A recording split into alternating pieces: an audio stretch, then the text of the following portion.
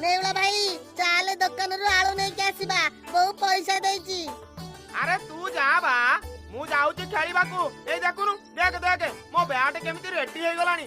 ଏବେ ପୁରା ଯିବି ଫିଲ୍ଡରେ ଚୌକା ଛକା ପୁରା ନାଦି ଦେବି।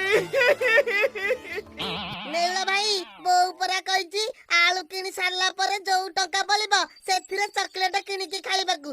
ଆଉ ତୁ ଯଦି ନ ଯିବୁ ତାହେଲେ ସବୁ ଚକଲେଟ ମୋର ହବ, ଭାରି ମଜା ଲାଗିବ।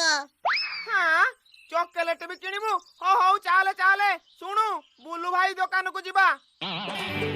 ବିଲୁଆ କାକା, ଏ ବିଲୁଆ କାକା, ଆଳୁ କିଲୋ ଦେଲ, ମୁଁ ନେଲେ ମୋ ବୋଉ ରୋଷେଇ କରିବ। ହାଟେରି ତ ବାଇଶ। ଆରେ ବିଲୁଆ କଣ ଡାକୁଛୁ କିରେ? ବୁଲୁ କହୁନୁ?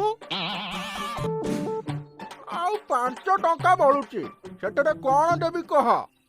ମାମୁଁ, ସେ 5 ଟଙ୍କାରେ ଚକୋଲେଟ ଦେଇଦିଅ। କାକା, ସେ ଉପରେ ନାଲିଆ ରଙ୍ଗର କି ଚକଲେଟ ଟଙ୍ଗା ହେଇଛି, ଆଉ ତା ପାଖରେ ପଇସା କଣ ଟାଙ୍ଗିଛ? ଆରେ ସେଇଟା ହଉଛି ଲଟେରୀ ଚକଲେଟ, ଗୋଟାକୁ 5 ଟଙ୍କା।